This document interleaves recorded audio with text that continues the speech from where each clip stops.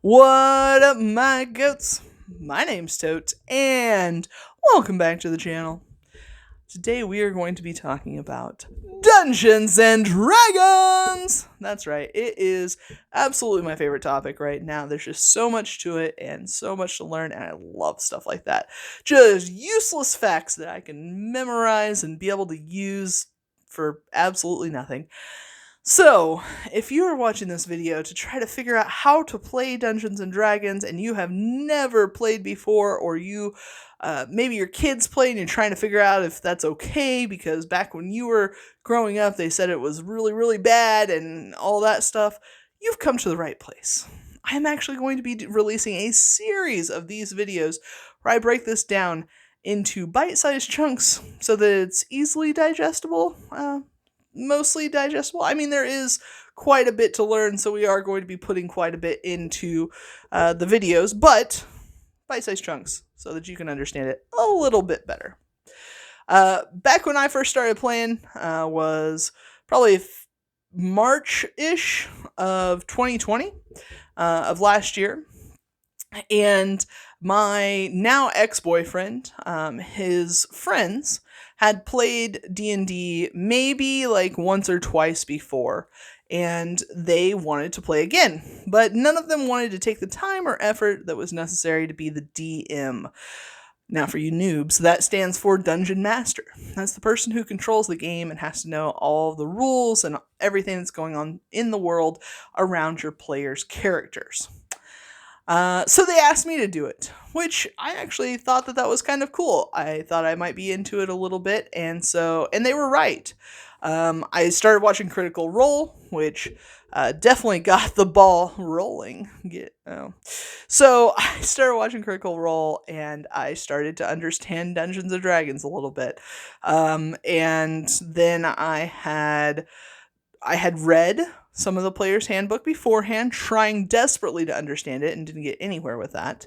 And so then I got the handy dandy starter kit because I'd read a little bit online and figured that was the best place to go.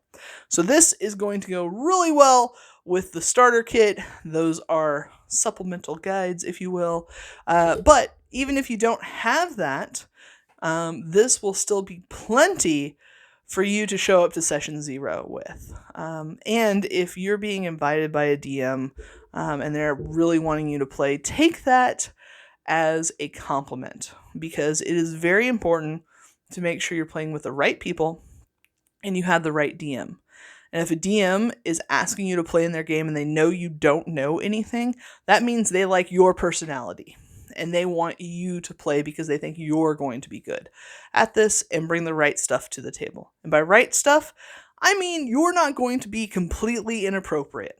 Now, granted, this is a make-believe land. This is a make-believe world where everything that you do is either made up by your DM or made up by another player that's in that game. So the sky's the limit.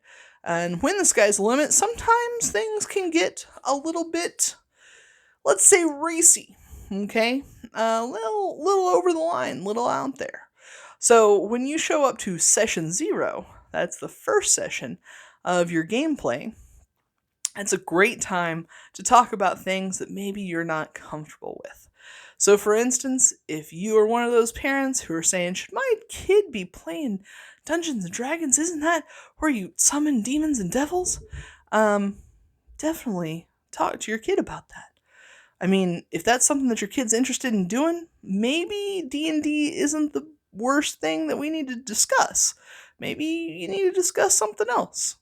But also, if that's something that you're worried about, or something that you're concerned with, maybe role-playing out relational stuff is something that you're a little concerned with. This is something that you should discuss with your DM, or if you are the DM, discuss it with your players. In fact, whenever I started with this last campaign, I feel like I started off the best way that you possibly can after hitting some rocky patches in the first couple.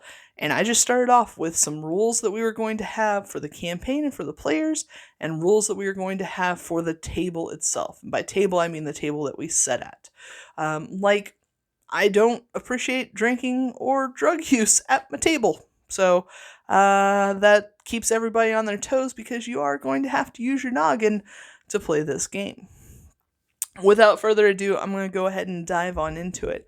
Now, if you don't know much about Dungeons and Dragons, in fact, if you don't know basically anything, one thing that almost everyone knows is that we get these cool dice to play with.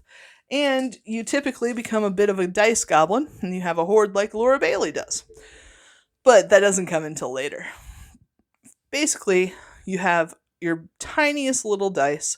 That is your D4. Now, the reason they call this sucker a D4 is because it has 4 sides, and the highest number on this is a 4. You're starting to come with me, right? Then you've got your D6. That's like your normal dice, only I like the ones that have numbers written on them. And then you've got your D8s. That's kind of a prism. And you've got your D10s. And you'll notice that there are 2 of them. You have to have 2 D10s because these also work as percentile dice, which means that when you roll them, it can equal a number between 1 and 100. Or you can just roll one of them and it's 1 through 10. And you've got your D12, which 12-sided dice, highest number is a 12. You're starting to see the pattern here. And you've got your D20. Now this guy right here, that's your bread and butter. This is the one that you're going to roll for just about everything. Now I know what you're asking. Why would I need to roll dice? Well, let me tell you. Whenever you're in this game, you're going to have a group of statistics or stats. And those stats tell you how good your character is at just about anything. So you're going to start off, you're going to roll dice to get these numbers, basically simulating what your character was born with. And then you're going to decide how those numbers are going to be placed. So if you want a really athletic character, then you're going to want to put your higher numbers in your strength category. If you want a really smart character, maybe you want to look at intelligence or even wisdom. There are 6 stats that you're going to be putting numbers into. That's going to be strength, dexterity, constitution, intelligence, wisdom, and charisma. They're pretty self-explanatory, but really quickly, your strength, that's like your athletic capabilities. How good you are at maybe running or doing push-ups or something along those lines. Dexterity, on the other hand, would be how good you would be at like parkour or possibly yoga, more like flexibility and precision. Constitution is just your body's innate ability to survive. Constitution would be if you were outside and it was really, really cold, how long you could stay outside before you were like, oh, I give up. Or maybe if you've ever heard someone say that they have a really good immune system, they actually have a really high constitution. Intelligence is going to be how smart you are about things, and that's going to be more in your book smart setting. And then wisdom is going to be how street smart you are. That's more of your mechanical mind. And then lastly, you've got charisma, which is how well, if you are a social butterfly, that means you have a very high charisma. If you've ever gotten pulled over and you walked away without a ticket, probably got a pretty high charisma. That also goes into how you look a little bit. Your charisma score definitely is. If you have a really low charisma, maybe you got, some weird stuff going on in the facial region. But all of those stats can be found on one of these. This is a player sheet. You can find them online. I've broke this down into 3 columns here. And each column has its own things that we're going to talk about.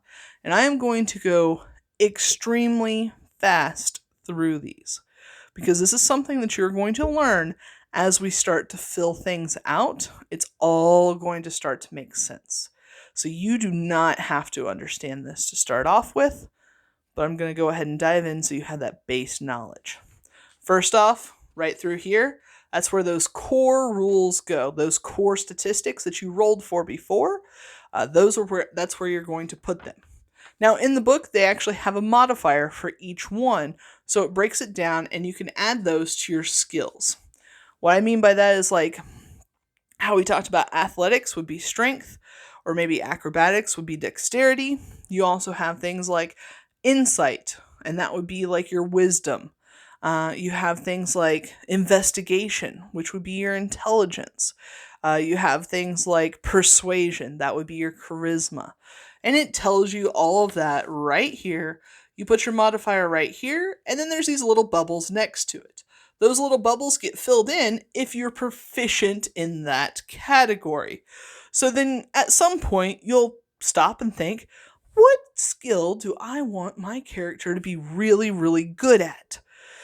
Once you have that answer, you get to fill them in here. The book is going to guide you through all of this, so you do not have to worry. I cannot stress enough, do not have to worry about this. Next up here is your saving throws. This is like if you drink a poison, if you drink something that has disease in it, you make a Constitution saving throw. That means it's your body reacting to some outside force to see how well you are able to shrug that off. Up here would be your proficiency bonus. We kind of already talked about the bubble here. The book will tell you about that as well. And then we've got your armor class here. That is going to be a combination of your constitution and whatever you're wearing. So if you're wearing leather armor, pretty decent. If you're wearing metal plate armor, even better. There's disadvantages and advantages to everything, so that's something we'll get into later. Speed is here. That's how fast you can walk in 6 seconds. I know it's a weird way to measure it, but it'll make sense later. You're going to hear that a lot this video.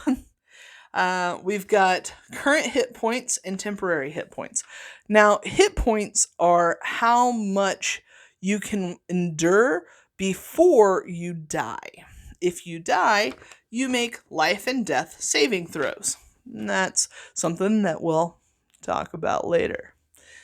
You also have hit dice down here, so if you lose some hit points and you can't take a long rest to regain them all back, you can take a short rest, use your hit dice, and regain some of them, which is something we'll dive into a little deeper later. Down here, this orange box right here is a quick reference guide to your weapons and when you're rolling attacks, the modifiers to add to your weapons. Down here, this is everything that's in your pockets, this yellow spot down here. That includes any of your gold. Also, everybody pretty much gets a pack of some sort, either explorers or dungeon divers or something like that. We'll go over all of that later. But it tells you exactly what is in those boxes. And then this right here is kind of your core stuff for your background. So this tells you a little bit about what your character is going to be like. So for instance, if you take a character from any story, let's say Edward from the Chronicles of Narnia series. Personal traits, he's a bit of a weasel. That could be one of your personal traits. Or possibly that he's always trying to prove himself, because he is. Ideals. Ideals is that he is not as good as Peter, but better than Lucy. That's something that he kind of holds true throughout at least some of the book, right? Bonds would be to his brothers and sisters, obviously. And flaws is that he will betray them. Not harboring any ill feelings, I swear.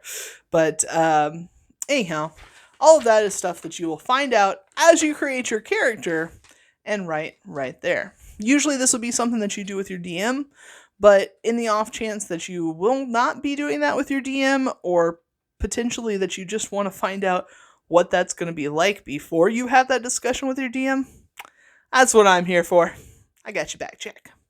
So, also this stuff up here is talking about races. This right here is talking about races, classes, levels, backgrounds, things like that. That's something that we are going to go over in this book. or in this video. So races, you've got, and also just a caveat, I am going over the stuff that's in the player's handbook. So I am not going to be going over the stuff that's in the supplemental guides, frankly, because this is supposed to be for beginners. So if you're looking for one of those, I will have additional videos coming out, possibly that are already out by the time you're watching this.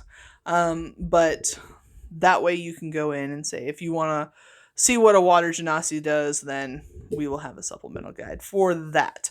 But for now, we're going to stick to the core races.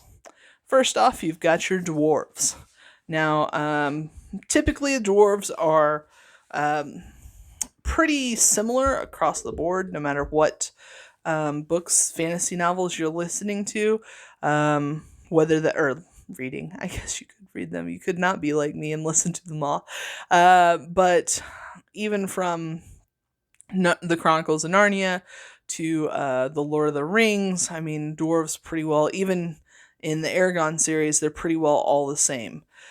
Same thing goes for elves. That's your next one. I do want to clarify, we're not talking about Santa Claus elves. We're talking about elven kind, like Legolas, or like other elves that I can't think of at this time. You also will have your halflings. Halflings are going to be like hobbits from Lord of the Rings. In fact, they actually call them halflings in that. That's a whole nother thing. But they are similar in stature and in disposition as those fine folks. You also have humans. I am, in fact, a human. They don't all look like me, but some of them do. But they do come in all shapes and sizes, and it makes it fun for everyone. Dragonborn is a humanoid dragon-looking creature. So I don't think that I can think of anyone or any series or books that have dragonborns in them right offhand, but I will show you a picture really quick just so you kind of know what they look like, but I feel like it's what you're going to expect. Dragonborns. And you can also look that up online. After dragonborns, you also have your gnomes. Now, talking about those Santa elves, gnomes would be closer to that. Gnomes are little folks, not the Travelocity gnome though. They don't do any sort of hotels or airfare car stuff. Not these guys. Gnomes are actually quite a wonderful race to play. There's also your half-orcs. So an orc is kind of troll-esque, but not troll-esque. A little bit the Lord of the Rings style. Usually have tusk, usually a little bit beefier, maybe a little bit more animalistic face than what you would expect, but they are half human. So they are going to walk upright. They do think and act on their, own logic and insight. And then you also have tieflings. Now, tieflings are a little bit kind of like your dragonborn race, where probably nothing that you've really seen. And these are right there. Tieflings are part of the Infernal bloodline in Dungeons and Dragons. It's just basically a different race that you can have. If you'd like horns and a tail, Tiefling's your guy. Basically, what you're deciding with what race that you choose is what you want to look like.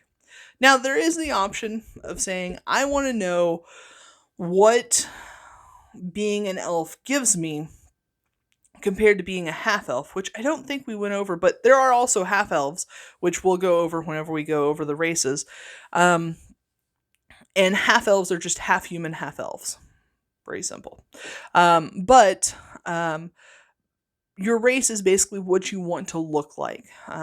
There again, you can watch the videos on each. I'm going to do a video on each one of those that we just went over. That'll tell you exactly where they come from, give you a little bit of insight into what their lives are like. And then it'll give you a little bit more insight on what they look like. and it will tell you some of the benefits of being that race. They are all level. There is no race that is better than any other race. Period. If you want to be a gnome, great. You will have some benefits that Dragonborns won't. But if you want to be a Dragonborn, totally cool too. Doesn't mean that you're any better than anybody else. If you want to be an elf, awesome. This is what you get for being an elf. There again, that will all be in another video as to not overwhelm you. I would totally recommend figuring out what you want to look like, picking that as your race, and then anything that you get with that is just what you get with that, and it's totally cool because everybody is equal. Next up, I want to talk about classes a little bit, and then lastly, we're going to talk about backgrounds. Classes, though, are what your job is, if that makes sense. So, going over this, barbarians, that is basically like a caveman, is the best way to explain it. They're fighters, but they're not fighters in the sense that they are skilled in fencing or skilled, trained fighters like that. They're more the knockdown, throwdown, drag out type of fighter. So, caveman style. And then you have, let's see here, you have the bard. Bards can, they are entertainers at heart. It can be with music or poetry or performance art of some other kind, maybe jokes themselves, but they entertain in some way and usually find their entertainment inspiring for others. Then you have clerics. Clerics are healers and warriors. So think of a field medic would be a cleric. Clerics are really close to paladins. However, paladins are holy warriors. So where clerics fight, then heal, paladins fight for some sort of divine presence usually. Next up is your druids. Druids are magical folk who are focused on nature stuff. So this would be like spells that would use more plant things without going too far into it. Plants and animals. If you're really into plants and animals, if you were that kid that wanted 1,000 pets when you were a kid, then druid's your person. Fighter. This would be somebody who is skilled, like we were talking about before, in like fencing, in jousting, in if you wanted to pretend to be a knight when you were a kid, this is your one. Then we've got monks. Monks are your ninjas. Monks are, there's no other way to explain it. Monks are ninjas. So, then you've got paladins, we already talked about. Rangers. Rangers are like forest rangers. They are all about the balance of nature, but they're more into fighting. And rangers have some specialty stuff, but they're all about like kind of just, if you've ever wanted a homestead, you're probably a ranger. Because they're all about like living off the grid, and you could definitely do the druid thing too, but druids are more hippie like, and rangers are more like don't tread on me like. Rogues. Rogues are they're not necessarily bad. They're kind of the Slytherins. They are ones who maybe are skilled for some reason in like thievery or something along those lines. They're the ones who they are assassins maybe, or like if you ever thought it would be cool to be an FBI agent, you might like to be a rogue. Then we've got the 3 magic types: sorcerers, warlocks, and wizards. Now, basically, magic is all the same. Everybody uses the same type of magic. It all gleans from the same source, basically. But, and I know there's a lot of D&D people that's like, no, it doesn't, but it does. Okay. Magic's a magic. You get spell cards. You tell me what spells you want to use. That's what I mean by it comes from the same source. But the main difference is sorcerers are born with magic inside of them. Wizards have to go to a school to learn magic, even though they probably had an innate ability to magic a little. And then warlocks are magic folk who made a deal with some sort of deity to have magical capabilities. And those are your classes. So, if any of that struck you and you're like, that is totally what I want to do, then hold on to that. I'm going to make more videos that say, okay, if you want to be a paladin, let's talk. This is how the paladin life works. Here are some of your archetypes. Here's this, that, and the other. If you want to be a dwarf, I'm going to tell you, I'm going to make a video about dwarves in D&D, and it's going to go over how to roleplay them a little bit, and then how to fill out your character sheet and get started. I'm putting some stat blocks in here. And if you want to be a dwarf paladin, then boom, you're done at that point, all except your background. Now, your background is something else that we want to talk about just a little bit. And there again, I'm going to have videos on all of these as well. But backgrounds in this is 125. Okay. Backgrounds is where you come from, how you got to there. So where we talked about Edward in the Chronicles of Narnia, his background would be grew up in England and had to move away with his brother and sisters because of the raids that were happening in England. So that is his background. Backgrounds that they give you to choose from is acolyte, which this is somebody who studies in a specific under a specific deity or in a specific temple. This would be usually for like clerics or paladins, but other people could possibly do that. Charlatan, this is somebody who basically, it's your used card salesman. Okay. This is someone who maybe is a trickster of sorts, and plays tricks on people for their own personal gain. Criminal, this would be your thief. This would be, usually goes with rogues pretty well, but this could also be like some sort of special society if you wanted to be like an assassin or something like that. This would go into that. There's a fine line, you know. Which side of the law do you ride on? Entertainer. I think we talked about that earlier with bards. They tend to be the entertainer background, but doesn't have to be.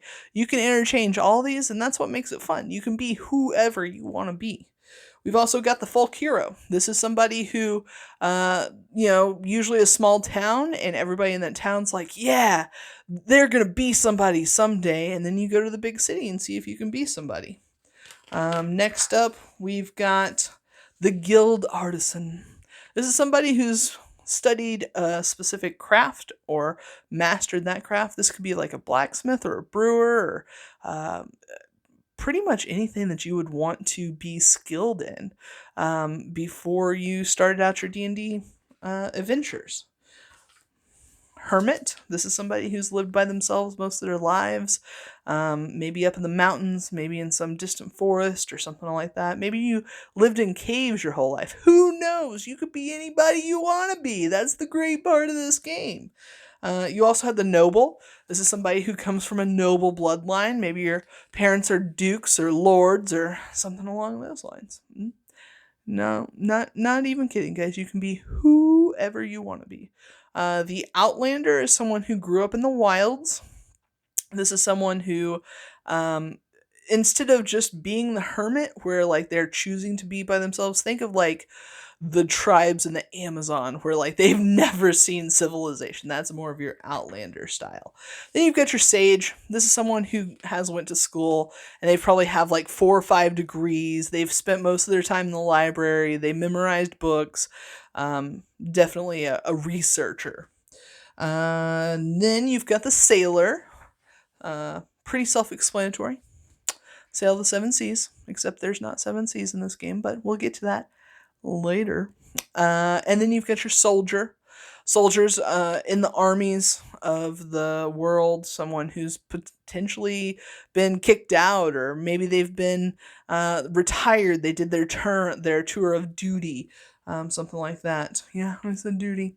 And then you've got your urchin. Urchin's usually like an orphan on the streets or something along those lines. Basically, like your homeless person. So all things that are really cool. If anything, if by the end of this video you have an idea of what you want to look like, what you want to do, and where you want to come from, then you're ready for the next part of these videos. I hope that this worked out for you. If you have absolutely any questions, leave a comment down below. I will absolutely answer it for you. And until next video, guys, catch you on the flip side.